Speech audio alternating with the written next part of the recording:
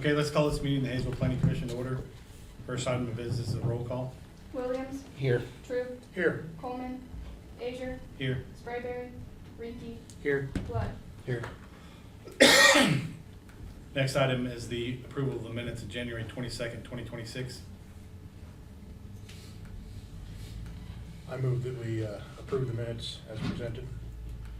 I'll second. A motion and second to approve as presented. Question? Williams, Aye. Troop, Aye. Asia, Aye. Rinky, Aye. Blood. Aye. Public forum? There's none. No old business? None.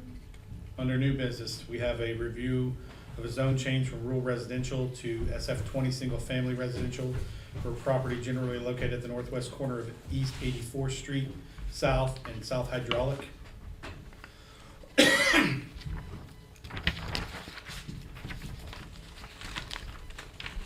Good evening.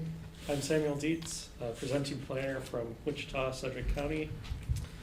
This is a zone change 2025-00069. Is a request to go from RR Rural Residential District to SF20 Single Family Residential District. The property in question is located at the northwest corner of East 84th Street South and South Hydraulic Avenue and is currently developed with a single family dwelling. The applicant is requesting a zone change in order to split the lot and build a home on the new lot. Current development standards in our unified zoning code require a minimum of 2 acres in the rural residential zoning district to build a single family dwelling. The current lot is 2.06 acres, and therefore a lot split would not be possible without rezoning to SF20. SF20 requires a minimum of 20,000 square feet or 0.46 acres to build a single family dwelling. As you can see in the staff report, some of the development standards would change regarding setbacks, lot width, and minimum lot area, which is the principal one we're concerned with here. The character of the neighborhood is low density residential. Properties to the north, south, and west are zoned RR Rural Residential and developed with single family dwellings. Property to the east is zoned SF20 and also developed with single family dwellings. Site is currently accessed by East 84th Street South, a gravel local roadway with open ditches on each side. There is no access to municipal or rural water district water, and the property currently uses an on-site septic system.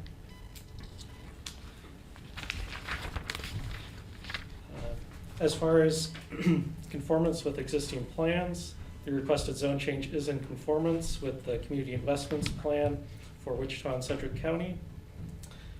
The map included in that plan identifies the area in which the site is located to be appropriate for small city urban growth area. This is defined as areas generally located adjacent to existing municipal boundaries. These areas indicate the likely direction and magnitude of growth these communities can expect to experience out to the year 2035.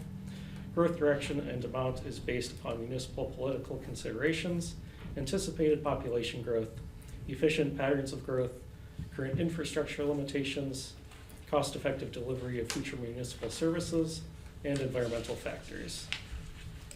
The site is also located within the Haysville urban growth area, and staff did review the Haysville comprehensive plan. Haysville land use plan map from that plan identifies the site as appropriate for residential development.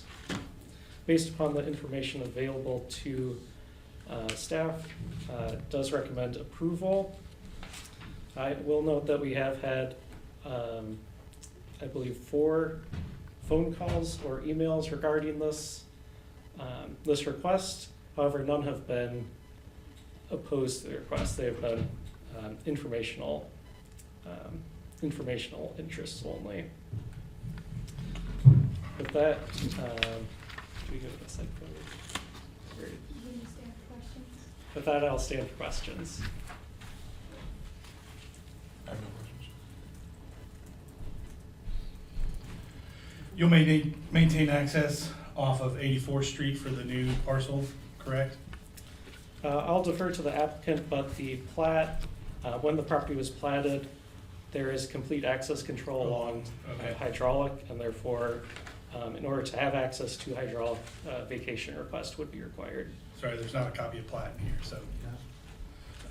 Appreciate that. Are there any access conflicts created along 84th or hydraulic? As mentioned, their complete access controls would prevent any conflicts along hydraulic. And given that this would still be a single-family residential zone, similar to properties to the east, staff does not foresee any conflicts. I'm gonna help you with your question, if that's all right. If you look at the map, the aerial, you're gonna have one more driveway closer to the intersection, but it's gonna be probably across the street from the one that's already existing there, so no closer to the intersection, so shouldn't be any more detrimental than what's already out there. It's right around the corner from me. Yeah, if you'd like to speak on behalf, and you're Yeah, I do have some you're the owner, right? information on that. I have Yeah. spoken with Public Works, and. I think you gotta state your name and everything. for Okay, the my record. name's Brian Hall. I'm the property owner Yep. and the applicant. I did contact Public Works, and they said as long as I build a home on the other split lot, be the north part, they would grant me access exactly straight west of 84th that runs east from hydraulic. As long as I lined that drive up straight with that road, they would give me permission through vacation request, which I will have to put in through Haysville also.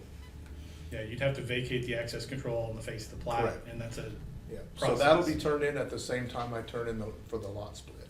okay. And so I have verbal confirmations of that, so you would have to coordinate with. I think Public Works can say, yeah, that's fine, but I think it's this body that actually decides. Correct. Yeah. Does that, So, Yeah, so, that does. so I the have a lot different split question. is east to west or north to south? I believe if this map is correct, you're splitting your lot north to south. Correct. Okay. Does that answer all of your questions? That answers my question. Yeah, so, Are there any concerns with well or septic spacing?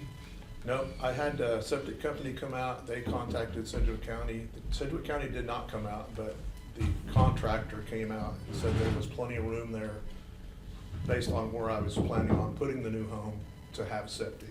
Okay. And with the sandy soil there, we can have normal Yeah, it's pretty simple. drain lines, you know. I talked with Gas and KG&E both, and they're both okay with putting in service at that location. I'm not KG&E, Evergy, I'm sorry. Evergy did say they would have to set a new pole along hydraulic and put a transformer there for that, but they didn't have a problem with that. Hopefully not right in front of your new drive. No, it would be north of that, actually. There's two poles there now, one on each side one to the north side of where 84th goes east, and one to the south. Both of those are pretty heavily utilized with cable and power running over to the addition that's on the east side of hydraulic. So they said they would need to set a new pole.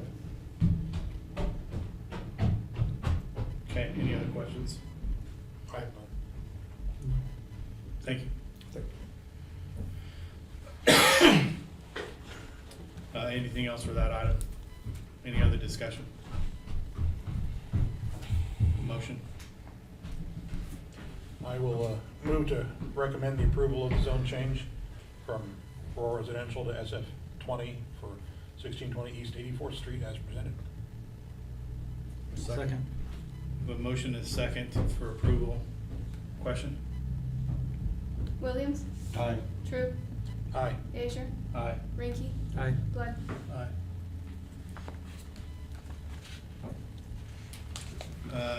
Now is the point in the meeting where we need to recess planning and convene the Board of Zoning Appeals, and that requires a motion and a second and a vote. Correct? Yes, we do need a motion. So moved. To recess the Planning Commission meeting and convene the Board of Zoning Appeals. To recess the planning commission meeting and Convene? convene the Board of Appeals. Second. I have a motion and second to recess the planning commission meeting and convene the Board of Zoning Appeals. Question? Williams, Aye. True, Aye. Asia, Aye. Rinky, Aye. Lund. Under the BZA, under new business, review and classification of online auction houses as a use. Yes. So this use classification is before you all because of a new business license application we received for a business called Monumental Auctions at 549 East Grand Avenue. Silent auctions and online auctions and auctions in general aren't something the use chart in the zoning regulations actually touches, so it's not permitted or prohibited. But typical auctions usually involve buildings with arenas to stage items and hold large crowds of people. They require large amounts of parking, and everything is on a scheduled auction days, so all transactions are done in person. And large areas may be required to store the items for sale as well, either indoors or outdoors. But according to our applicant, the auction sales associated with their business will be transacted electronically over the internet only, and there will be no normal operating hours, and the business will only be open to the public during scheduled pickup hours. So these pickup hours, they're not gonna occur daily, and they're likely to only occur a couple of weekends a month. And during these pickup hours, some in-person retail activity may occur.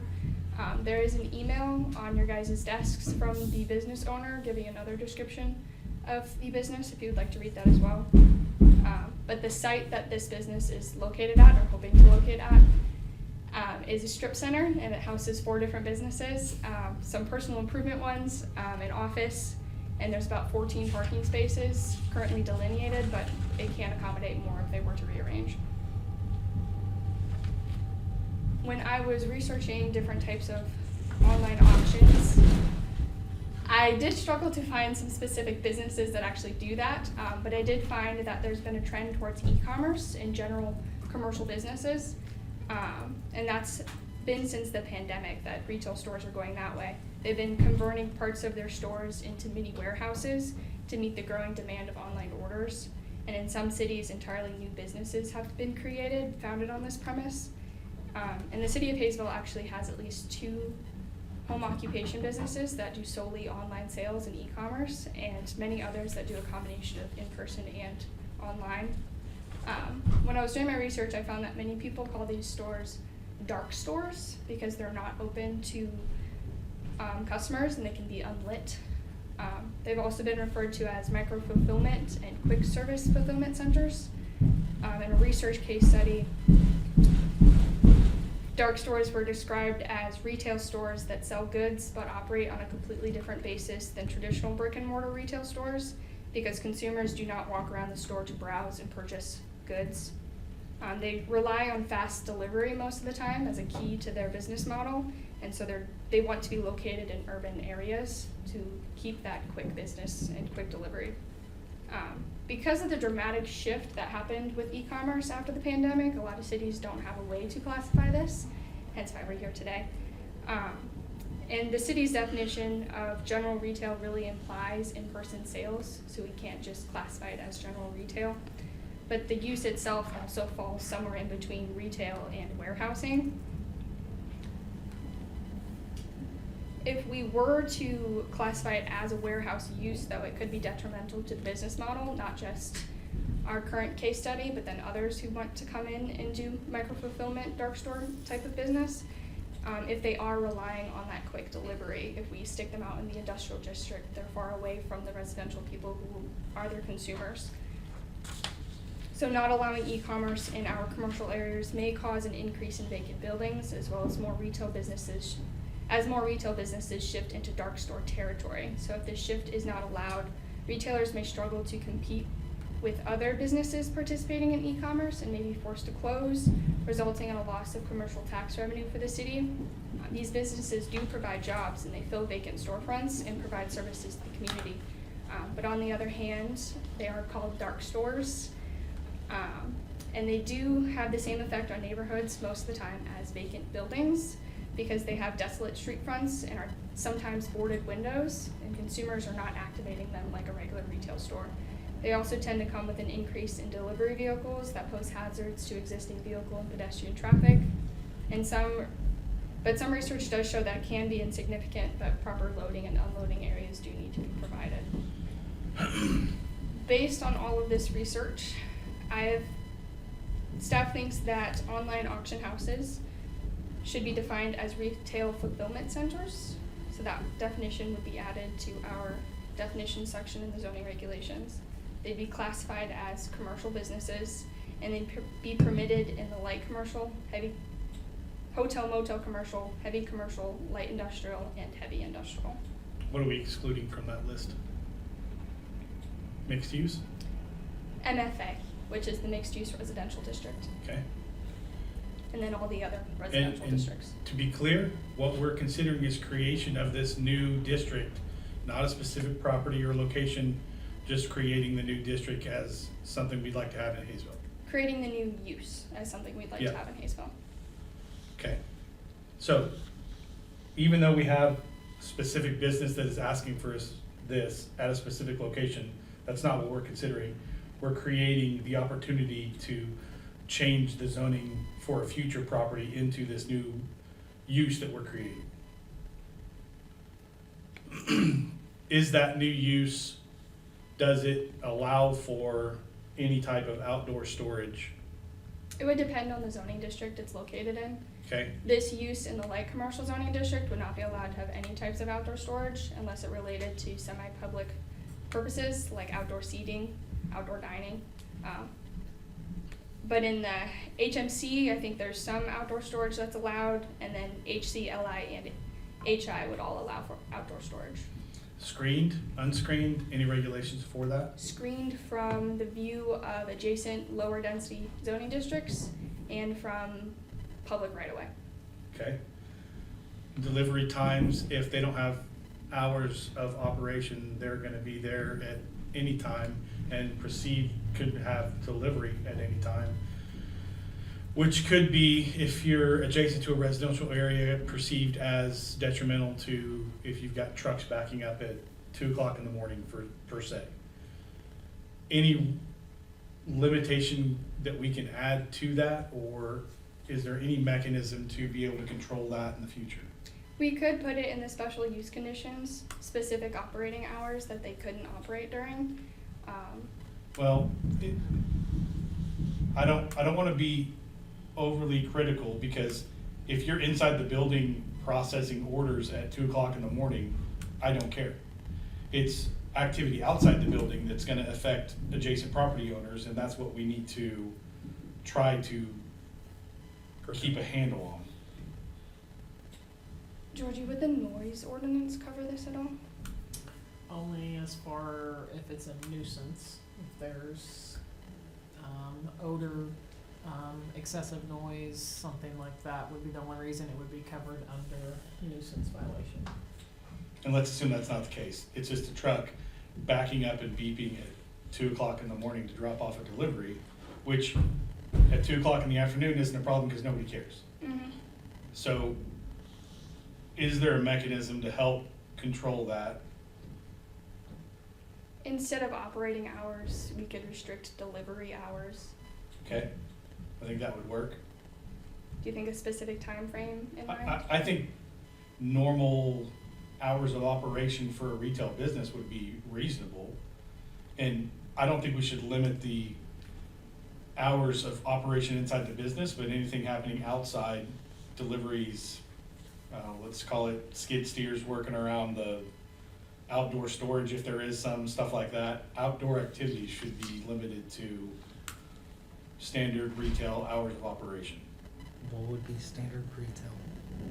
Well, Because if we're talking there are 24-hour retail stores. yeah, but in our retail strip centers, do we have that broken down? I mean, I think of like Walmart and Dillon's and stuff like that, they get deliveries in the wee hours of the morning because they Right. have people stocking shelves. And if you overnight. live next to a Walmart or a Dillon's, you knew that when you bought the house, and it's probably something you're Yeah. expecting. This is something that could go into a strip center that didn't have this before, Gotcha.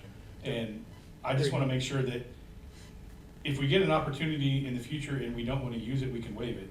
But if we don't have this in place, it's harder to implement at the time.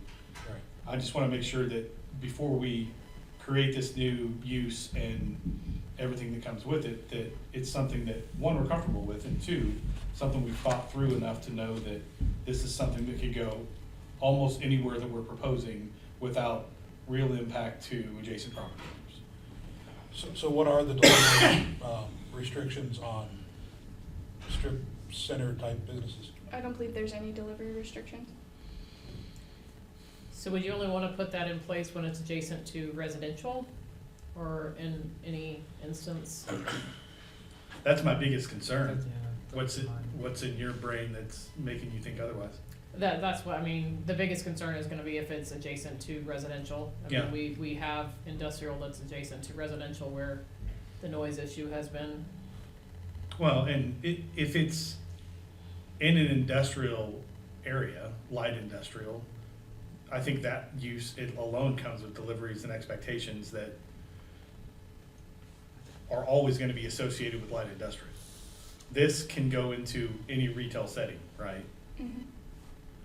And I think that's really the only use that I'm thinking about that would need to be restricted. We're already not allowing it in multifamily adjacent to residential.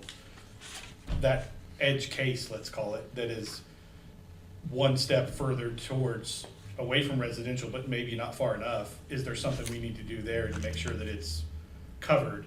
And industrial, light industrial and everything on the other side are probably fine where they sit. If I'm in an industrial park, one, there's usually not any residential anyway, and two, that is expected in that district. Mhm. I don't know that most retail stores that I'm thinking of get truckloads of deliveries. I guess my only thought is I don't think we have any delivery hours, set for any other type of businesses. I know where you're going with it, I just don't know if we have delivery hours on anything. Yeah, and the only thing that bothers me is if they don't have retail hours, they don't have employees clocking in and out at standard times, and there's more chance of a truck showing up off hours because they could be there at any time. Yeah, If we can restrict that some way, and if I'm the only one that's concerned about this and everybody else thinks it's fine, then I can move on and be done with it, but No, this this is is the valid thing, concern. this is the thing that I think is the one thing that would give me pause if this was going in next to a residential area. Mhm. it's not allowed next to a residential area or adjacent. We have lots of conditions on different uses when it comes to like adding a buffer. When it's next to residential, we usually just do adjacent and not within a certain radius. So I Okay, don't think it would be out of the ordinary to add this for, well, in your opinion, is it overly burdensome? What about this, Not if you know the next beforehand. thing is, mixed use? One of these places could go in there, couldn't they? That's what she's saying, it's not allowed in mixed use. We're not proposing it in mixed use, only in commercial. we're not allowing it in MFA, which is gonna be mixed use residential, but LC is also proposed to be mixed use, but mainly commercial. Okay. Okay. So this could be next to a residential unit in the LC district. Okay. I think we just keep it in mind, and if it is an area where we're concerned about, we can add that restriction to it when it comes through. And any other concerns with the land use itself? I don't have a concern with the land use. I have the same concern that you do. I mean, if we're talking semi trucks and trailers pulling in at 2 a.m., I think that's more of a concern than a small van with a delivery Yeah. at 2 a.m. I just trying to set times for delivery for a business, I think is Well, that gets and- that gets difficult. I think I think it's there's gotta got to be be, something. That, it's gotta be associated with the land Yes. use itself, because an individual owner can come in here and say, oh yeah, we're only gonna get vans. right. And then get their approval, and Then you have semi trucks. then nothing but semis show up, we have Yeah. no mechanism for taking care of that, I so. agree. I think it would be easier to add it in now. Yeah, it's Okay. easier to add a sixth condition. Right now I've written down, so where this business is next to residential district or residential use, No delivery or shipping or other outdoor operations outside of the standard retail operating hours would be allowed. And do we need to refine standard retail Yes. Operating hours. down to a specific time? Is 9 a.m. to 9 p.m. too broad? I don't think it's too broad. I think it's too limited. constrictive. Yeah. Too constrictive? Yes. Because most businesses open at 9 AM or earlier. And if they can't take a delivery before they're open, they can't open. Yeah. Well, they're not, this use won't open. In Well, some yeah, but you have people show up to pick stuff up, and if that happens at 9 AM. But it will. Yeah. Well, my understanding is that's also scheduled. So it's not like a retail setting where you're open from a set time to a set time. You're scheduling times for people to come in, and if you have a delivery showing up, you can move that. If we're limiting from start to finish when deliveries can happen, I think being as broad as we can within reason is where we should be. The question is what is as broad as we can be. And if you think 9 to 9 is too restrictive, then I think that's too restrictive. I mean, So- I would fall I back agree. more what would you like propose? 5 AM to 10 PM would be more where I would land. I concur. Okay, I was thinking 6 to 11, I mean, that's same hours, I mean, Yeah. hours of the day, I guess. 5 a.m. to 10 p.m.? If everyone agrees, I'm good going the other direction too, though, an hour. I think earlier the better. Hmm? I think earlier the better. Yeah, I mean, that's my thought, because I know deliveries do happen early in Yeah. the morning from overnight, just from what I see for okay. shipping. Are you guys okay with the other conditions I've proposed? Yes. Do you want me to read those? Yes, please. So retail fulfillment centers will be subject to the following special use standards. Existing window transparency shall be made up to 50%, and no interior items, including solid shelving units, may be used to block visibility into the interior space. However, window film and posters may be utilized. Permanent signage advertising the establishment shall be required. Such signage is required to avoid the appearance of building vacancy. Where delivery vehicles are utilized, proper loading and unloading areas shall be provided on site, and no loading or unloading may occur off-site, and such loading and unloading areas shall not impede pedestrian or vehicle traffic. Where some retail activities will be conducted in person, the establishment shall comply with the off-street parking requirements for business and retail establishments. Where no in-person retail activities will be conducted, the establishment shall be required to provide one off-street parking space per employee. And then that's 6th, where this use is adjacent to a residential use or district, no delivery or shipping or other outdoor operations outside of standard retail operating hours between 5 a.m. and 10 p.m. may be allowed. For retail parking, how do you dictate number of stalls if you're not a standard retail with shelves throughout? You almost need to do it like a warehouse, right? For this specific use, Yeah, I chose the where no in-person retail activities, they have to go by employee.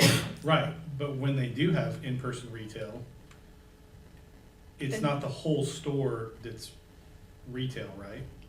Yeah, that could be a possibility. 50% of it could be retail and the rest of it could be used for So warehousing. do we have an allowance for that, for, Our parking regulations aren't very forgiving. We could change number 4 to be where some retail activities will be conducted in person, the retail floor area shall comply with the off-street parking. So just the space that they use. off-street parking shall comply with the retail floor area, but yeah. Yeah. That would make I it think more, that works, that'd make it more forgiving. yeah.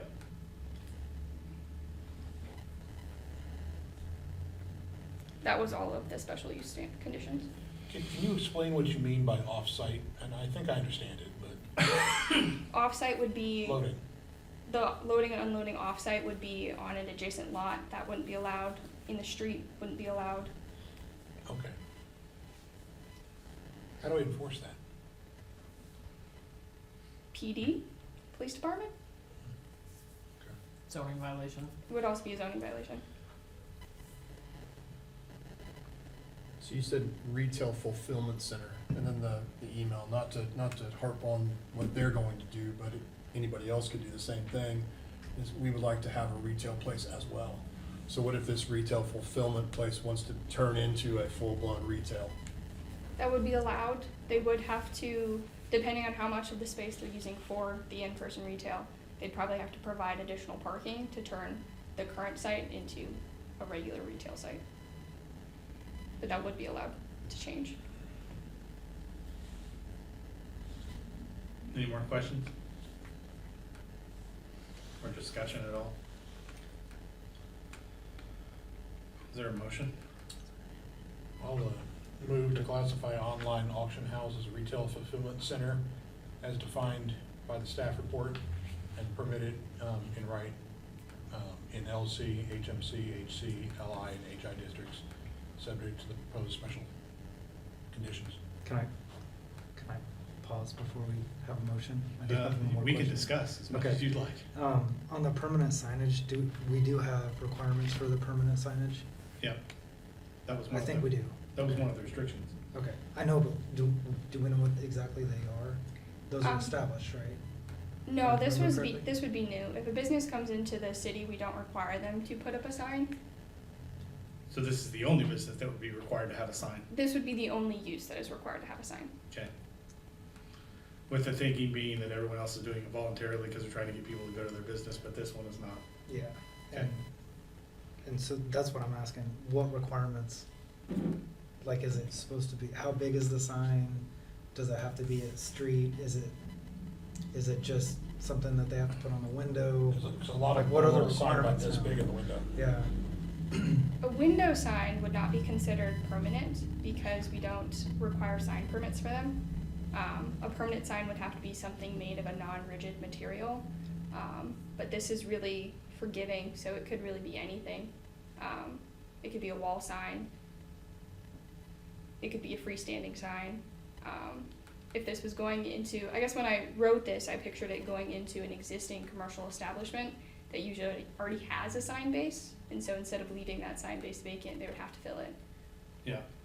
I think what you're getting at is, one, we don't know what is required because we don't have requirements for anybody else. We have a sign permit that limits the size of things, but doesn't necessarily say it can't be 8.5 by 11. yeah. Mm-hmm. Also, if it's not an existing commercial business with a sign base, if I don't have a business and you require me to put in a sign, I don't have a business that's looking for people to stop by, I don't want to spend money on a sign that I don't want in the first place. So I am going to make that as cheap and easy as possible, which I don't think serves your purpose. I think your point is well made, that we Yeah. need to require minimum sign size and visibility and materials and all of that. Could we say it requires a sign that meets the minimum permitting requirements for a sign? I don't think that would change how this one plays out, because there's not really minimum. Yeah, it's all based on maximum height and maximum size and, There's no minimums. yeah. Can this be added with the zoning update for you, give you time to look at it a little bit? The other thing is we could make that on a case-by-case basis as these come through, and each individual use with a structure can be thought through, but We can also put in wording that says something like a permanent sign affixed to the building, which would eliminate window signs, banners, stuff like that. oh, well, But no. if there's a monument out at the street that has a blank space, to your point, that's where they would want it to be filled in. And so that's gonna be different depending Well, on what no. location you're I think the point there is, that's where we would want it to be filled in. at. Agreed. But they're gonna put it wherever they feel is most convenient and Right, cheapest. I agree. Mm-hmm. It may not serve the purpose that we're trying to serve, which is it doesn't look like a vacant building. We should probably add that if an existing sign cabinet is there, it has to be filled. That won't work either. But outside of that, I don't know off the top of my head how to require that they put in adequate The only way to signage. do it would be to require a sign cabinet. Now, but we're worried about the minimum size of it. And I don't like the look of a banner strapped to the outside of the building, but You can say a rigid sign, permanently mounted. By saying permanent sign, a banner wouldn't be allowed. Banners are only considered temporary. okay. Where's that definition? In the sign regulations. Okay, so it's easily findable. Let's just decide on a minimum size, and I think everything else is gonna have to be left up to case by case, but we're not gonna be able to think through every, No, Potential maybe, detail, maybe but- some of these type businesses don't want a sign. Yeah. Like if you've got, Yeah. you're selling Rolexes online and you don't wanna advertise, hey, there's the Rolex warehouse, you know Yeah. what I mean? And it's not occupied Well, all the and- time. And point of order, we have a motion on the floor, with no second. and we're We do. discussing. we're still discussing.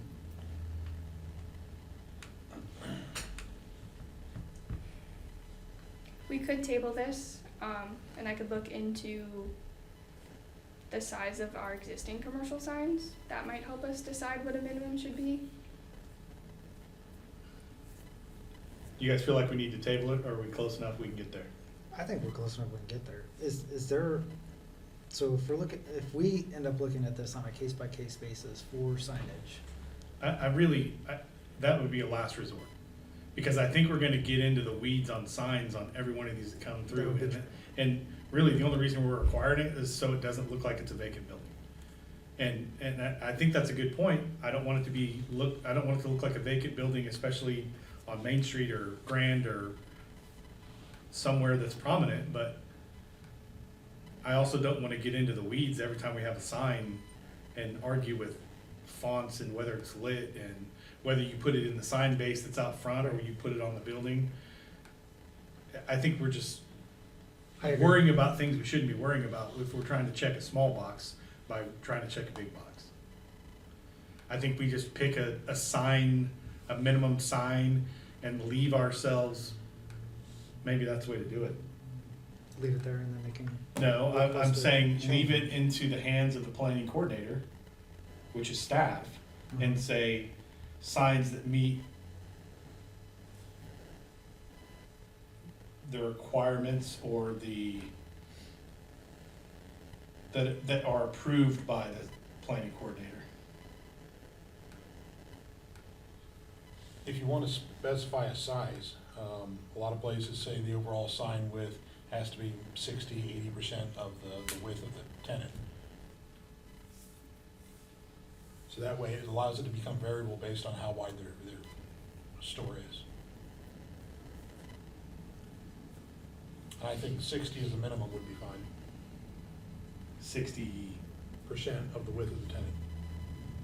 Would So this- if your storefront is, 40 feet wide, and your sign is 60% of that in width, Would this just be for wall signs? yeah, that's for your store mounted sign, whatever goes up above your store. We're thinking in a strip mall, they all have signs above the signs. So mount it wherever you want, if you want to mount it on the wall, if you want to mount it up above in a sign cabinet. I think that's too big. Yeah, I do too. To make it 50–40%. It makes it easy to say percentage as a variable, so that you're not putting a tiny sign on a super big building and vice versa. And it makes it proportional to the size of the building, because we don't want it to look vacant. So if we say, okay, well, it's gotta be 5 feet wide, and the storefront is the size of a Walmart, that's gonna be a dinky little sign in comparison. This way, it becomes proportional to the size of the storefront. If we don't require signs for other businesses, maybe the way out of this is just to not require signs here. If I have an accounting firm and all I have is a plaque out front next to the door, because all my business is coming in to pick up their taxes and they know where they're going, it looks like a vacant business if you don't know what you're looking at.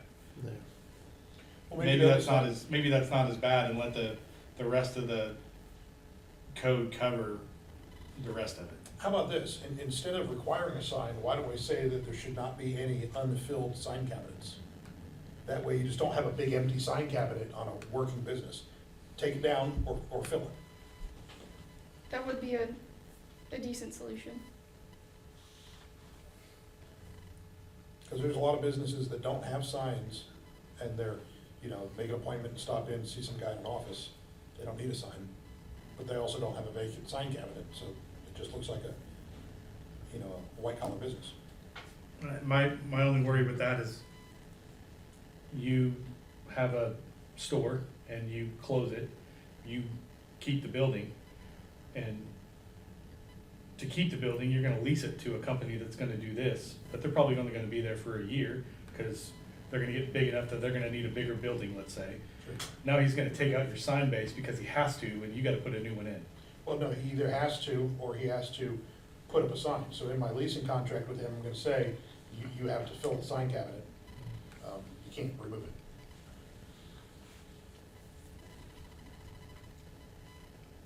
The realtor would have to be knowledgeable of our zoning code to know that that's a possibility. Well, when they ask me, can I take down the sign cabinet? Which will probably require an electrician, because there's usually live electrical. I said, if you don't require it on anything else, then don't require it on this. So then you got an owner that has to decide whether he's gonna rent it or not rent it because they sign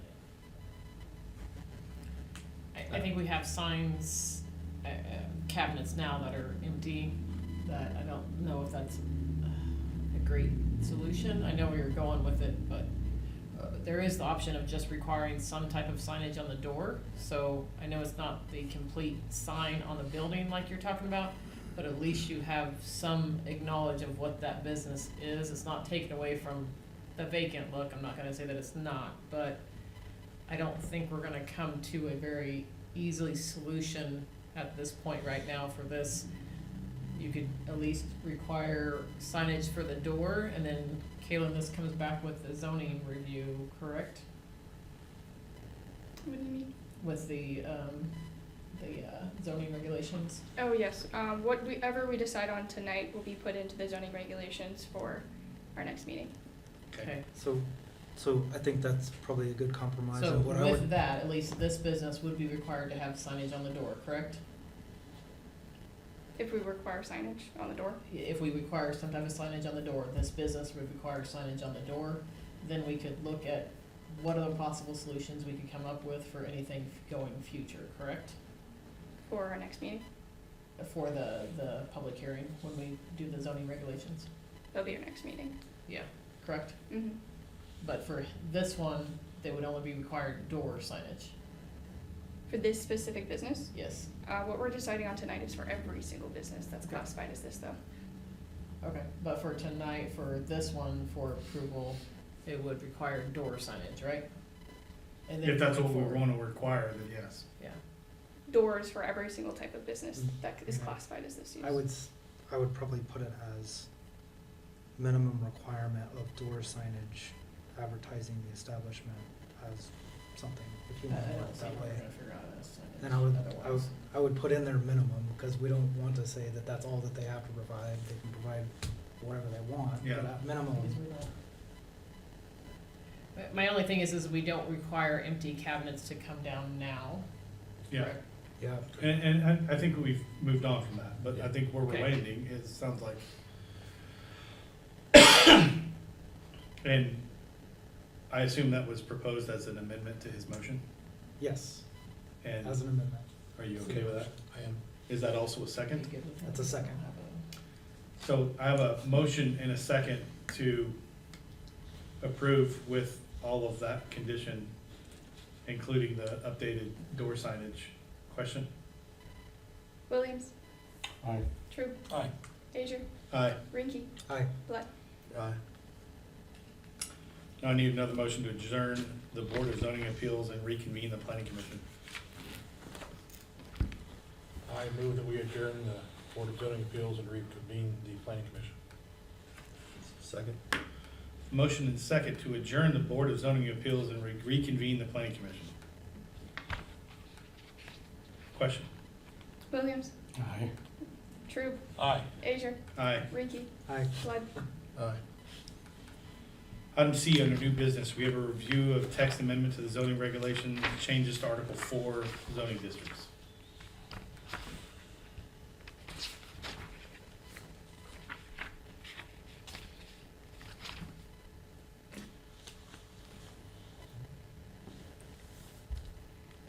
So the changes for Article 4 are for sections 407 through 412, MFA through HC zoning districts. As for a summary of the major changes, we're going to be changing or creating a new article with those sections for commercial and mixed-use districts. We're going to be removing the office commercial district because it is underutilized. There's no lots in Haysville that are currently zoned OC. We'll be establishing purposes for all of the districts and identifying how each of them relates to the designations on the future land use map. We'll be creating new mixed-use zoning districts from MFA and LC. MFA will be a mixed-use residential district, and LC will be mixed-use commercial. We'll be establishing dimensional standards for MFA and LC based on the use. We'll be requiring that all vehicles stored overnight be stored inside enclosed buildings in the MFA and LC district. We'll be explicitly allowing outdoor dining and other similar public, semi-public uses that require incidental outdoor storage in all districts, all of these commercial districts. We'll be establishing limits on driveway widths for all of these districts and establishing design standards that prioritize walkability for all of these districts. These changes were made to align with the South Broadway and South Meridian corridor recommendations. You'll see at the end of your staff report that there are some examples of existing commercial buildings and their window transparency. This is to relate to one of the design standards that we are recommending. We can address those later. Do you have any questions off the bat? Are the radii for driveways in addition to the width restrictions, or It was just covering square footage in the front yard setback, not radii. just, well, you said width? I described it as width earlier. It's a simpler way to think of it, but we're only requiring specific square footage maximums. I think they end up being either a 20-foot driveway or two 10-foot driveways. Okay, for a residential property? For the mixed use and light commercial, and they're a little bit wider for HMC and HC, And those are maximum or minimum? maximum. Okay, I think we need to refine those a little bit. Where are you getting those from? Was it Broadway or Meridian? Those are, so Broadway and Meridian, we're definitely talking about walkable environments and encouraging those. And in my research for how to work on those, I came upon Strong Towns, which used Brattleboro, Vermont as their strongest town in 2023. And that city did have maximums on square footage of driveway width, or driveways in the front yard setback. Okay, the 10-foot doesn't really work and creates a lot of different problems. Can we refine those a little bit? Of course, okay. All respect to strong towns, but I don't know how many vehicles they're using in Vermont, but we typically wouldn't go less than, call it 12 foot per lane. So 24 or 36, depending on what the configuration of the driveway is. And if you've got a business that has one in and two out, one left, one right, you need that third lane, and you can't get that with 20 feet. So I would propose 12-foot minimum per lane and 36 max, which would also align with, I think it would be more in line with what other communities have. I think City of Wichita's 36 or 40 max, but I'm fine with 36. Okay. And then the radius for a commercial property should be 30, not 20, definitely not 15. So I would make that revision wherever it is needed. So a maximum of 36 foot wide. For any property that needs multi-lane exit.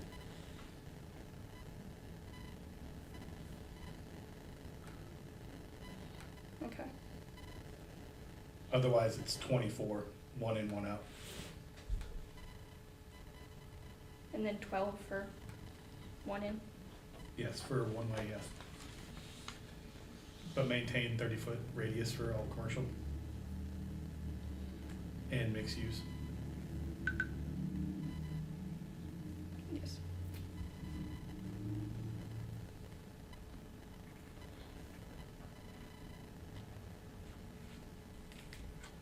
Okay, any other discussion?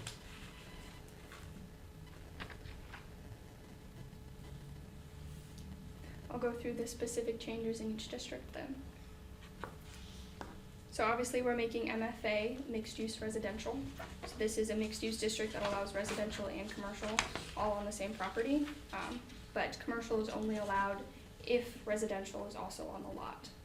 That's how we're keeping it primarily residential. This is to align with the South Broadway and South Meridian corridor plans. 57% of the people who responded to the surveys in South Meridian did support mixed-use zoning. With these changes, we'll be changing the dimensional standards to be use-based.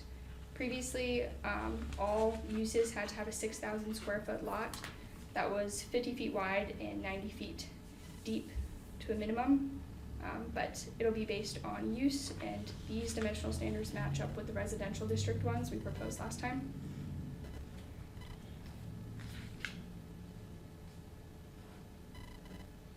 Under the special MFA district regulations, again, to keep this primarily residential, we'll be limiting how big a commercial property or business can be, and that minimum or the maximum will be 5,000 square feet of floor area for each individual business. This was taken from the OC district regulations.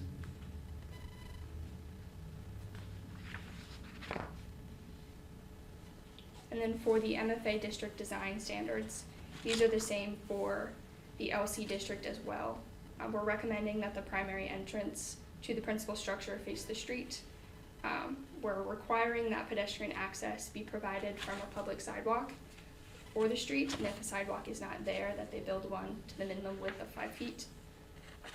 We're requiring that entrances be protected by either being recessed into the face of the building or having an architectural projection, like a,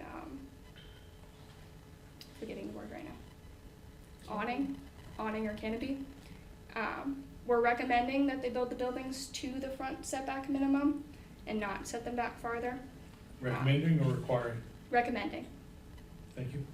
And then we are requiring that ground floor non-residential spaces complement this pedestrian-oriented environment that we're trying to develop by requiring that retail spaces have at least 50% of the front ground level facade be public entrances and windows, and then for all other non-residential spaces, they just have to provide windows on all sides of the building that's visible from the street.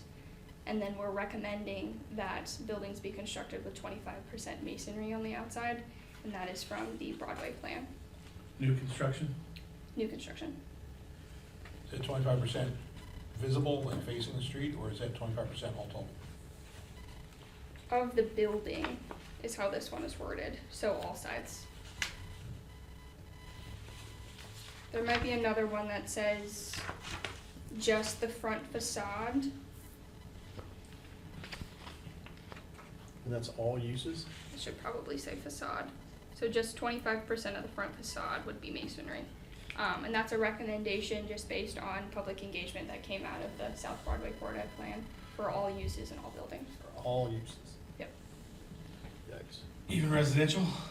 Yes. But it's just a recommendation. We're not requiring it. Okay.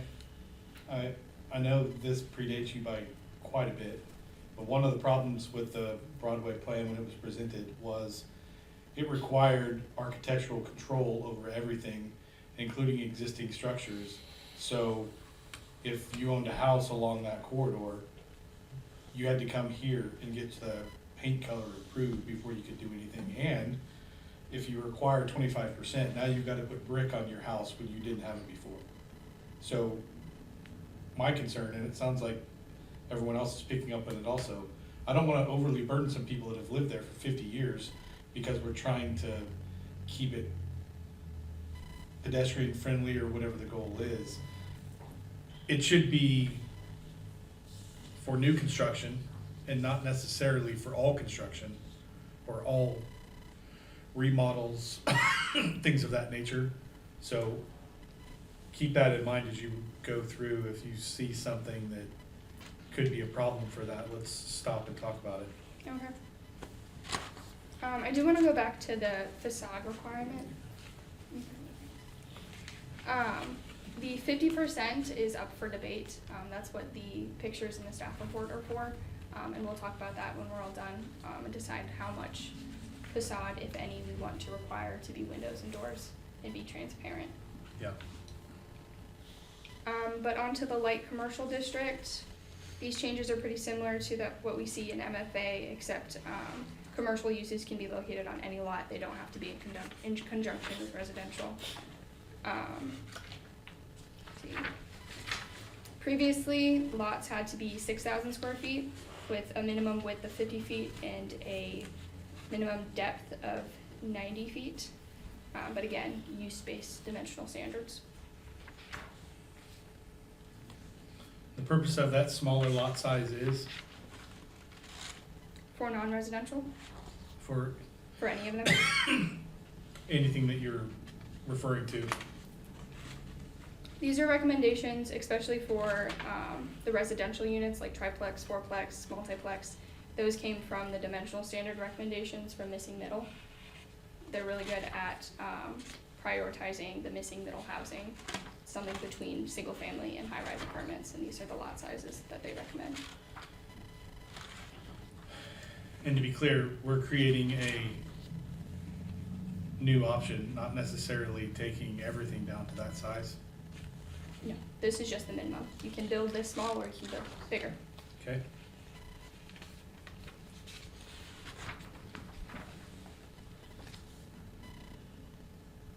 Under special LC district regulations, we did add, since part of our comprehensive plan is conserving our commercial land, we did add that no existing non-residential units can be demolished or converted to be reused as a residential unit, except as approved by the planning commission through the conditional use process. Sorry, cover that one more time?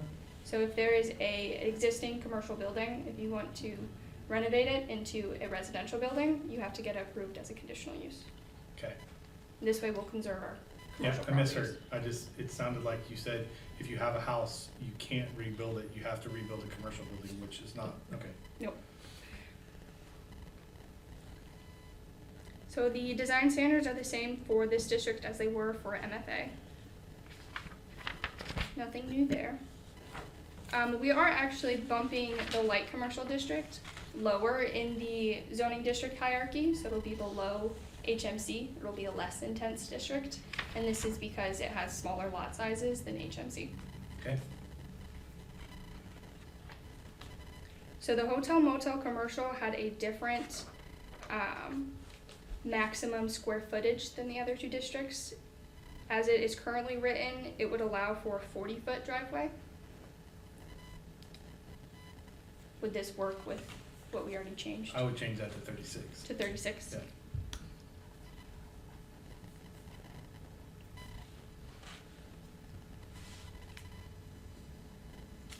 And maintain the 30-foot commercial radii for that.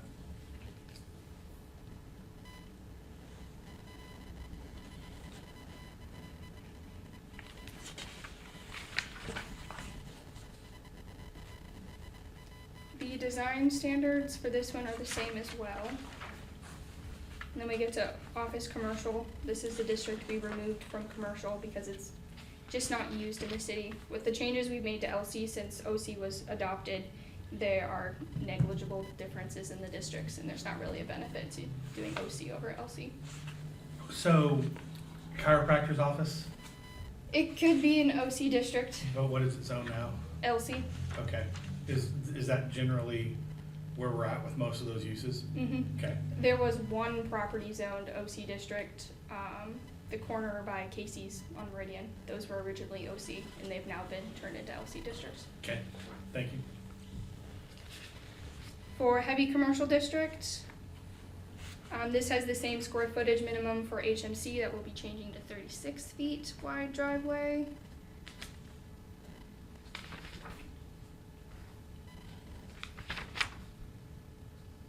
There are different outdoor storage or outdoor operation regulations for the HC district that are different from HMC. So you're allowed to have that street furniture for the public and semi-public uses. If you have any retail goods, this is the same for all the other districts. They can be placed immediately adjacent to the structure and be stored outside. And then this one requires that a hard surface be provided for any outdoor vehicle storage in the front yard setback, which we've talked about in our special use regulations for vehicle and equipment sales outdoor too. And then the design standards for the HC district are actually lower than the other ones. We're just recommending that they face the street, that we require that pedestrian access be provided, and that they install a sidewalk if there's not one already. We're recommending that they build to the minimum setback, and then the minimum mason coverage is there too. By lower, you mean less restrictive? Yes, there's less design standards for the AC district. And that looks like that's all I have. Do you guys have any questions on that? So on that heavy HC district pedestrian access, what if there's not a sidewalk? They'll have to install a sidewalk. So what if there isn't a sidewalk anywhere? It'd just be a sidewalk across the front of the property? It'd be an island sidewalk. Hopefully, eventually, sidewalks would be installed along the rest of the street, but And then there'd have to be a 5-foot sidewalk from that sidewalk to the front door yes, on heavy commercial. yes. Or access through a parking lot. No. Just- What page You could put your sidewalk through the parking lot, but you'd have to delineate it as the sidewalk with either like paint markings. you want? Pedestrian access must be provided from the public sidewalk or street to the primary entrance. Minimum of 5-foot sidewalk must be provided. So you'd have to put a 5-foot sidewalk across the whole front of your property, if there isn't one there, and then run a 5-foot sidewalk from that sidewalk to your front door Correct. in heavy commercial. What are you thinking? Where is that standard on heavy commercial property? From the examples I looked at, yes. Give us examples of heavy commercial uses. Let me look at my use chart. Welding or machine shop, warehousing, medium manufacturing, vehicle and equipment sales outdoor, a rodeo, Which begs the question, what is the front door of a rodeo? Okay, keep going. let's see, construction, sales and service, that's one.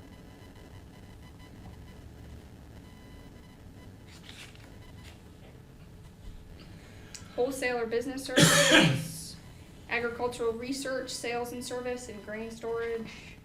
I think where you're getting hung up is providing a sidewalk from the sidewalk at the street to the front door when every other requirement, mostly ADA, would require from the parking lot to the front door with Right. ADA considerations. Wherever they get out of their car.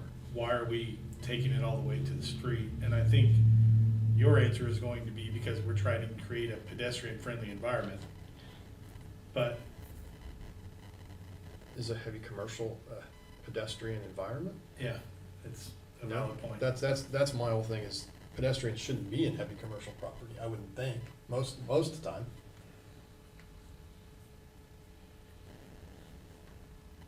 That's just the one that stood out to me. And then the 25% masonry Same. on heavy commercial. The masonry I put in there because it's in the South Broadway plan. But if we've seen issues with it before, we don't have to do it. Well, one, I think it should be, if anywhere, facade only. Two, requiring masonry, I don't know, gets you the level of beautification that was hoped in that plan. Architectural style alone would dictate it doesn't belong everywhere. And if that's what the goal is uniformity, then that's a different problem. But I think the purpose of it is to have something that's a little more attractive from the street. But I think there's a lot of ways to do that that doesn't require brick. So I think that's open for discussion. I But, agree. sorry. I agree with you. I'm hesitant to dive too deep into strict architectural control. I get what the other side is, which is we don't want it to be a free-for-all, and we'd like for whatever goes in to be nice looking, but arbitrarily requiring a percentage of brick on the facade doesn't necessarily mean the business is any nicer or anything else. I think it's just an arbitrary requirement. I think your point about the sidewalk is a good one, especially for heavy commercial. And if you think of it like what is proposed in the code, which is we recommend your building be all the way up to the front of the setback line, that's great. But around here, more than likely, most businesses would put a parking lot in front, and that would be the front door. And now we're requiring a sidewalk across a parking lot, which doesn't make a lot of sense. To have a separate sidewalk if we've got a concrete parking lot or an asphalt parking lot anyway that can be used for pedestrians. I don't know that it's gotta be an ADA compliant path from the street all the way to the front door. I think the ADA stalls in the parking lot accomplish that, but I think all of that is up for discussion. And then I think if we're even doing striping from the roadside sidewalk to the front door, then we're gonna be causing issues with parking lots as well. Yeah.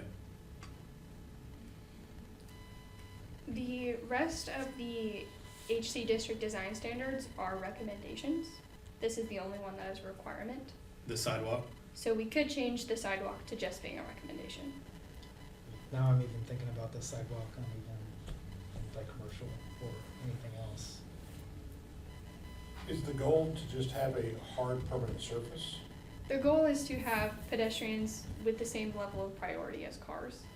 So then, could we change sidewalk to hard permanent surface?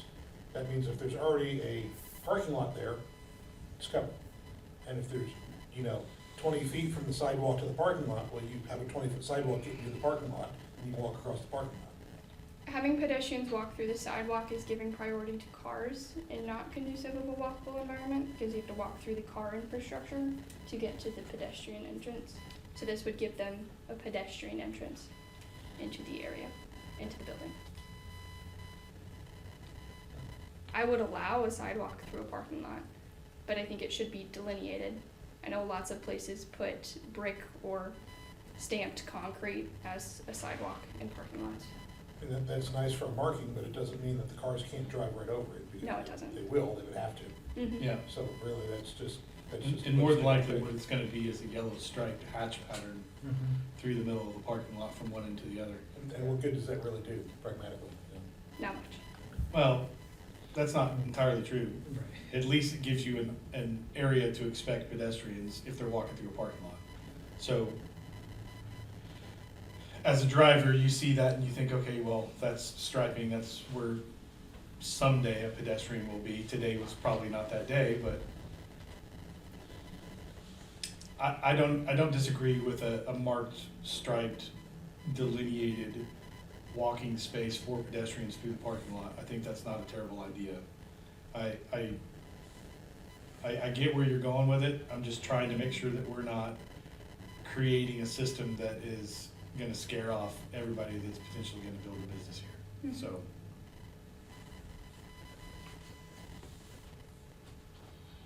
Is recommending it enough in everybody's mind to, No, I I don't think recommendations really have any weight whatsoever. And if they don't wanna do it, they're not gonna do it. If they do wanna do it, they're gonna do it. It's. A valid point. Laws and rules should be requirements or not at all. So then,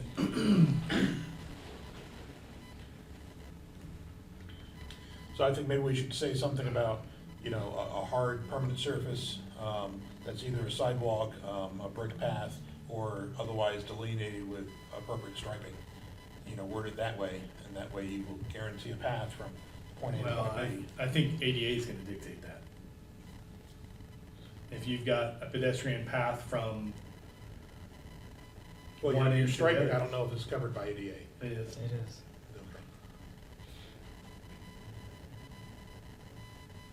So then call it an ADA compliant pedestrian path. Well, creates different issues, but, Yeah. mm, Because you're gonna, so if you do that, you're gonna get into slope and everything else within a parking lot. Yeah, but- And I'm- I think my point is, whether you say ADA compliant or not, it has to be ADA compliant. Yeah, So us requiring a sidewalk or pedestrian way or whatever, if we're gonna make this decision, we have to know going into it, this is what we're requiring. We're requiring an ADA compliant path from either the sidewalk or the street all the way to the front door. So, And by me saying ADA compliant path, that means that if you're going across the parking lot, you would have to have striping. Yeah. Whereas if you didn't say that, It would have you to just be leave them clean. walking across the parking lot, which. well, if we didn't require anything, say we take the sidewalk requirement out completely, it would be allowed, obviously, but not required, so you wouldn't have to delineate a path, correct? but there would still be ADA requirements for any parking or any But egress. they would into be the the building. ones that are already in Yeah, place And that now, would be, yeah, and that's governed by Uniform Building Code amongst Right. other things. right. So what we would be doing now is a requirement above and beyond that. Yeah, and I think what I'm hearing from you is, we would like to make that requirement to encourage a pedestrian-friendly environment. Correct. Okay. But you're not gonna require existing businesses to do that, just new businesses? Not unless they had significant redevelopment. They'd be considered non-conforming for the sidewalk. So if they invested a certain amount into their business, they'd be required to install the sidewalk. It's a pretty big disincentive, but all right.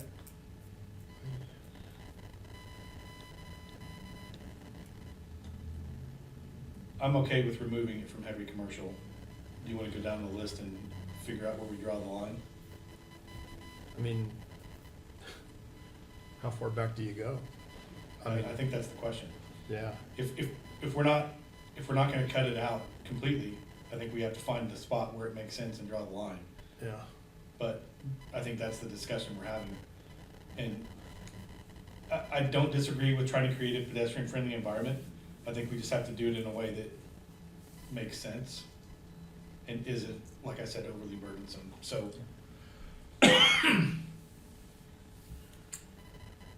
where do you wanna start? I would be okay with removing the sidewalk requirement from HC and making it a recommendation. Cause even though it's not required, it does give staff a basis to ask that they install a sidewalk. But I would hope to leave it in the rest of the commercial districts. Which would be, MFA, LC, and HMC.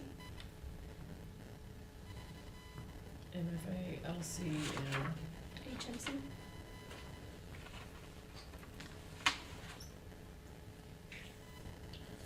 Thoughts? So I'm gonna go back to HC real quick. Are you saying to remove it completely, or are you saying to remove the pedestrian access from the public sidewalk or the She's- street side she's primary saying to the recommend. entrance? She's saying make it a recommendation, not a requirement. Okay, that portion, or are we talking about if there are inadequate public sidewalks along the street, a minimum of 5 foot, that would still have to be required along the street? I would make the Because I whole- think we're talking two separate things. I would make the whole point too, where we require the pedestrian access from the sidewalk and constructing the sidewalk, both of them, make them recommendations. Both recommendations. And then in the other ones, it would still be requirement for both. Yes.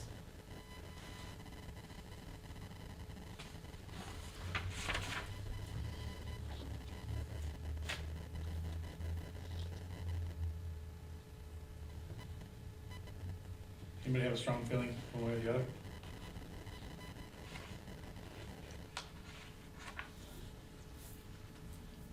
I mean, HC's the one that stood out to me, but now LC's standing out too.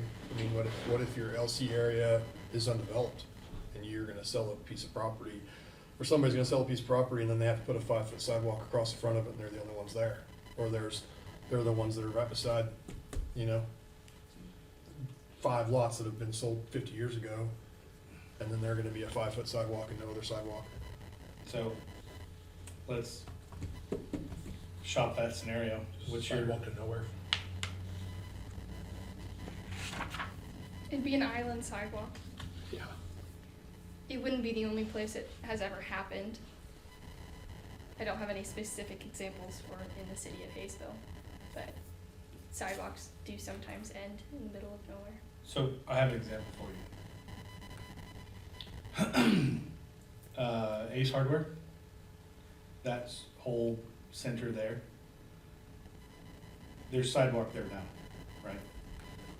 If I bought something in there 5 years ago before that was redone, and sidewalk was put in on both sides of the street, would I have to go all the way out to the far end of that parking lot and put in a sidewalk between the frontage of my building?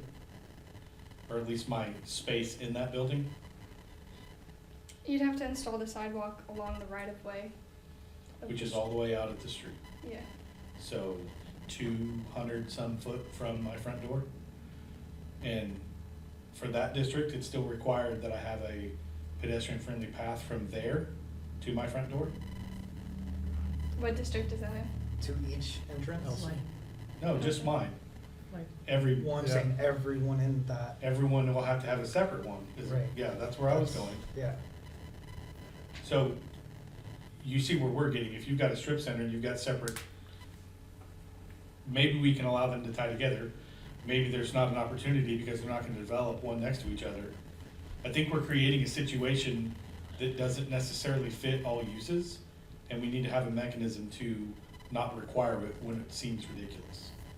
And what if it's an existing LC building that doesn't have a sidewalk, that, like your strip center, Yeah, that changes hands? So you go in there and buy it after the fact, you have to put sidewalk in front of your portion only, right? yeah. So there'd be 50 There's a lot of foot- sidewalks that end in nowhere, but they come from somewhere. You're talking about a complete island that then you could get on from another sidewalk because it's not connected to anything. So I have another step for that example. That specific use, there's a Kansas gas easement that runs right behind the right-of-way line that has specific requirements, and they don't want sidewalk on top of their gas line in their easement that is a private easement. So where does my sidewalk go now? That is a good example. So my point in all of this is there has to be a mechanism to do away with the ridiculous. And right now the code doesn't have that. Would it be easy just to add in that, see, what does it state right now? The ones that are that say recommended, those can be modified and waived as needed, cause they're not required, but the ones that are required, as they're written right now, would require a variance, which is a public hearing. We could do a I do not special, vote for more public hearings. we could do a special exception with the BZA, that's not a public hearing.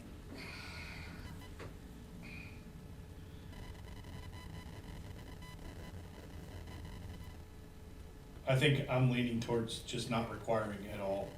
I get what you're getting at, but I don't think there's a good way to manage it. I don't think there's a specific location other than uses in the future which have front-loaded commercial right on the street that's a walkable environment, which is something like in Lawrence on Mass Street, not something we have here. And if we want to create it, we can create a special district with sub-requirements for that district that encourage it or require it there. But I don't want to try to do it citywide. I think trying to implement it, especially with existing businesses, is gonna be more problematic than it's worth. I don't think we're ever gonna make all these connections happen. I think it should be city's job to require and install sidewalk in the right of way, not private business. I mean, somebody else I speak up agree. if I'm No, on the wrong track, but No, I would agree with that. I mean, it does make sense to me, like if there was a special zone where we wanted to put this into place, and that you could do it right from the start, and then everybody would go in, I think trying to do that throughout the city is gonna be very difficult to manage. So why don't we just say, if you're looking for a walking path, say that there must be a walking path from the sidewalk to the business entrance, if a sidewalk exists. And that way, if the city comes in and puts in a sidewalk, well, then a sidewalk exists. But if the city doesn't, and there's no sidewalk out there, you don't have to just create a floating chunk of concrete out there just to satisfy some strange. I still think we're in the same situation with yeah. pre-existing buildings that are 200 feet away from the sidewalk, and now a new tenant comes in, and now they are required to make a right-of-way through the parking lot over by East Hardwick. I wouldn't think a new tenant should trigger that. I would think that if a, you know. Well, if that's a they- question for her. If they sell the building, Would a new tenant trigger that? or if they make substantial changes to the building, they might have to bring it up to compliance. I guess my Maybe a question would change be, of if ownership. we're not going to require it there Or is that to change? improve the entire totality, then what is the point in it, in requiring it for somebody else's building? Because you'd require it for new construction, and then you'd require if there's some significant changes to the building, especially the parking lot or anything like that. So then that would be a question for you, is what would be a substantial change? And so I was just looking at our non-conforming. So the existence of a sidewalk would be considered an other non-conformity, which this is always stated that it's the general policy of the city to eliminate those as quickly as practicable, and that is triggered by an increase on the premises of more than 30% in floor area or 50% value. Any change in use, so a new tenant, and then, Not everyone, only if it's a different use. oh, different use, yes. And then whether those nonconformities be actually brought into conformance, that's subject to a variance. Now, when you say change of tenant, does that mean if I sell the building to somebody else, or does that mean if I have a different leaser in? If you're a different leaser, and If- only if that leasee is doing something different than the person that was in there before. Yeah, if you go from retail to office, that change would trigger other nonconformities to be changed, or brought into It would have to be compliance. allowed within the zoning code district that you're in, use that you're in. Otherwise, it's a zone change and it's something different. I think we're kind of getting in the weeds on this. I mean, if we're gonna have the I think requirement, we've been in the weeds for a while. if we're gonna have the requirement, then it should only be if there's an existing sidewalk, otherwise let's do away with the requirement.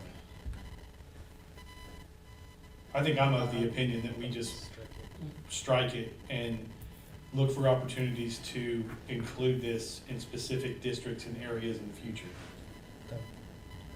Fair enough. I like that. Do we wanna leave it as a recommendation at all?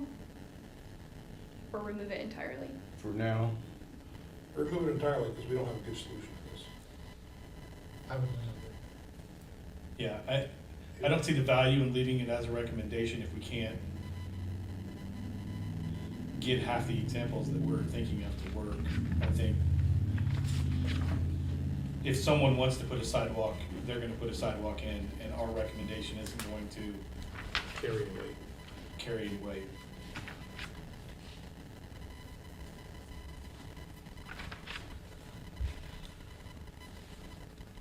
Okay, that change is marked.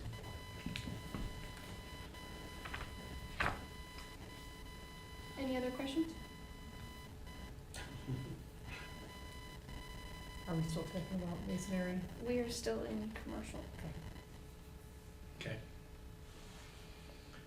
You have another point after this? We have the special overlay districts. Okay. I think we're ready to move on. Okay.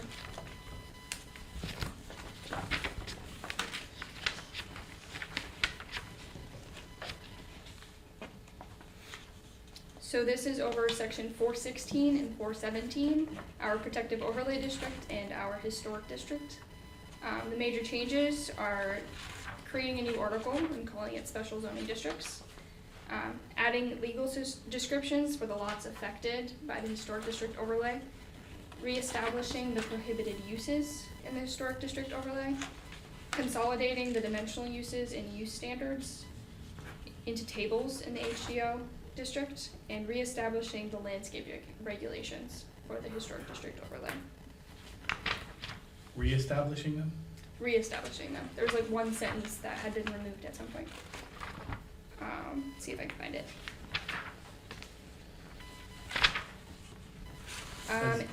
Existing characteristic features such as trees, walls, paving materials, fencing, walkways, and other similar structures or site features that reflect the historic district's history and development shall be retained whenever possible, and any added landscaping shall be appropriate to the scale and unique features of the district. That was removed? That was removed. So, let's say hypothetically, there's a pebble path that we'd like to make into a sidewalk.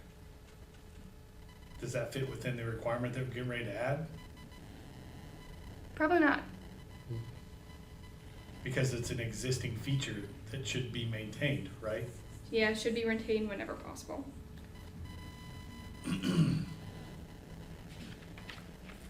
That one we can remove. Has any of this been run by historic committee? No. We do meet, next Tuesday.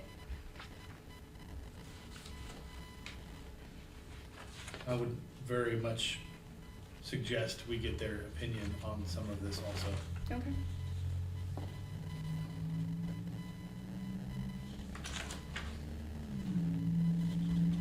So when I went in and added the legal descriptions of the plots and lots that are affected by the HDO district, I also found an old map of the area that was in the original historic district overlay regulations, so that's back in here now. So if you're unfamiliar with the area, you can really tell what this actually affects. And then the list of prohibited uses were added back into the regulations because the historic district is an overlay, so it just adds on to the base zoning district. And the base zoning district is light commercial. So this way, the uses that are allowed in light commercial that we don't actually want in historic district are prohibited. Okay. And that's really the extent of the changes to the overlay districts. So for the statement that we're adding back in, will you reread that as it is written now with the change? For the landscaping. Well, for whatever remains left in it. However, existing characteristic, it says the requirements of Appendix E, Section 501, so the landscaping regulations, shall be waived.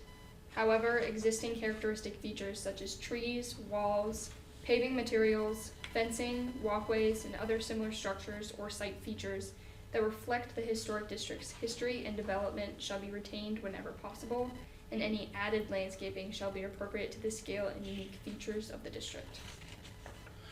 And what part were you gonna strike? The however to the end. So the landscaping regulations will be waived and the rest of it wouldn't apply. Okay.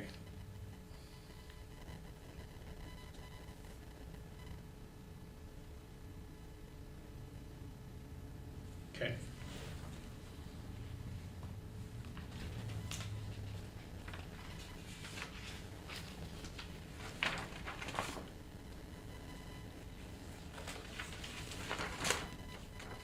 That's the extent of the changes. Yeah, good. You need anything from us on that? But we actually need to go back to commercial. We didn't talk about the 50% transparency of the facade. Yeah. In your staff reports, there's about 3 pages of pictures of commercial buildings in Haysville. And I went ahead and calculated the percentage of their facade that is windows and doors. The current regulations recommend or require that 50% of retail establishments, 50% of the facade of retail establishments is windows and doors, so it'll be 50% transparent. A good example of what that would look like is Doug's Auto. It's 53% transparent. Then there's also examples of one building that is 72% transparent, and some buildings that are 30% and 20% and less. This is a recommendation that I thought could be a point of contention, especially when it came to new development. So I did want to leave this up to your guys' decision on how much would be transparent, if any. What's the purpose of it? So retail spaces are open and visible to people walking past.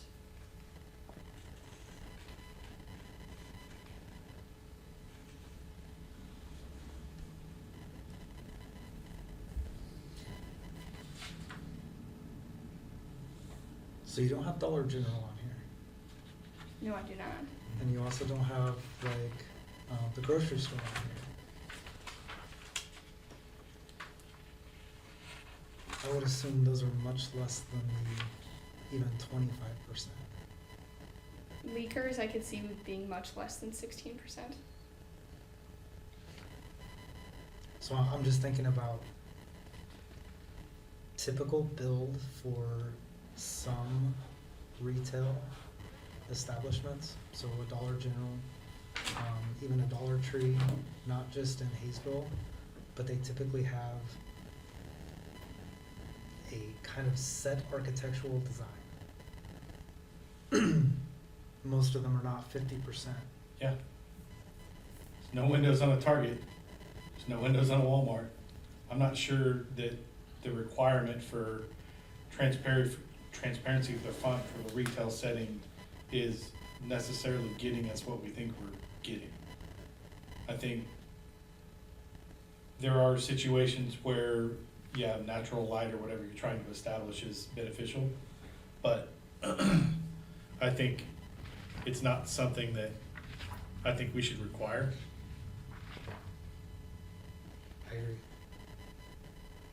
Any other thoughts? I agree. What's the, And if we're not gonna require it, we shouldn't recommend it. yeah. Is that the reasoning behind it, is just natural light in front of the building? So they're designed to encourage and complement pedestrian-oriented activity. Again, with pedestrians. Is that implying that buildings without windows are not pedestrian friendly? They're not visible and accessible from the street. And these buildings are substantially away from the street, so. Yes. I think we're, again, trying to apply a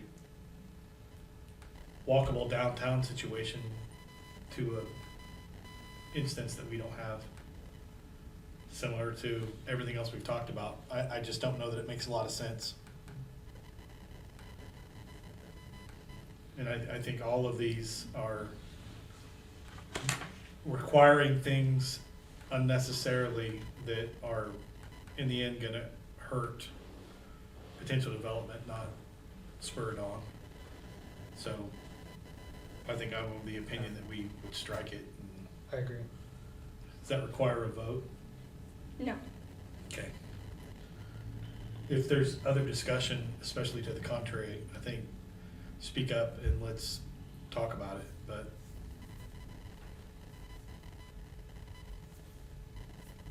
is everyone generally in agreement with that? Yeah.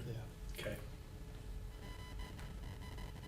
How do we feel about the requirement that non-residential space have windows on all sides of the building, not visible from the street?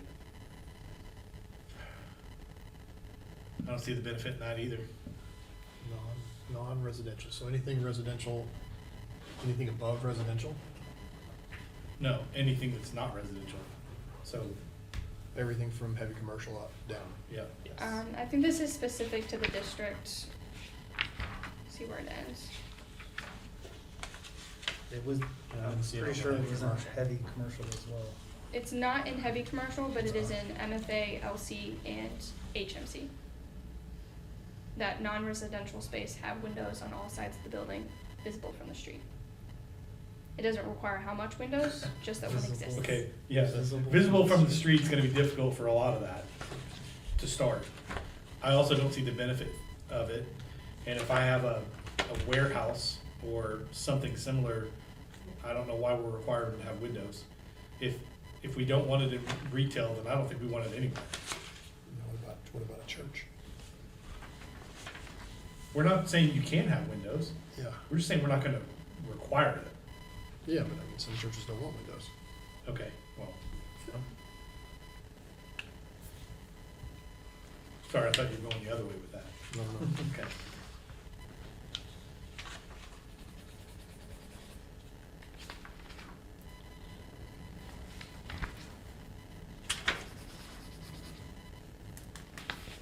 It's not related to fire code or something, is it? To have it? No. Mm-mm. I've scratched that from all of the districts. Okay. You And wanna that, cover sorry. brick facade requirements while we're here? Yeah, I would strike that.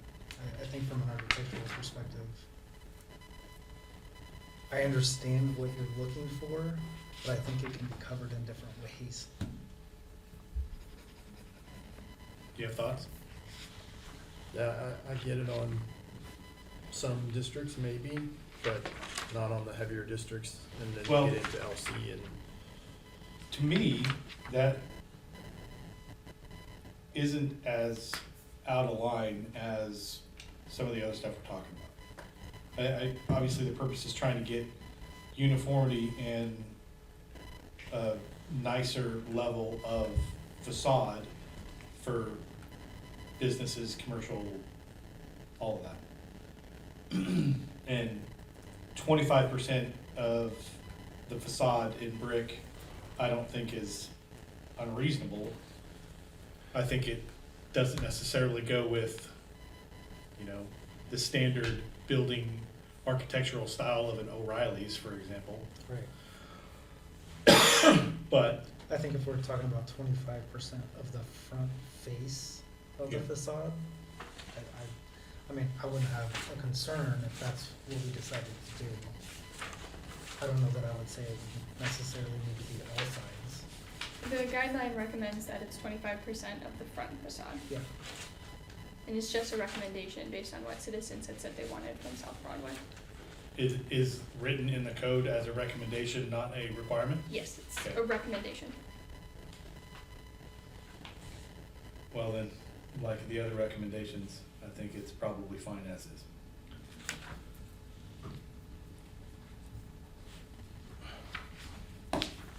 Anything else while we're here? Okay.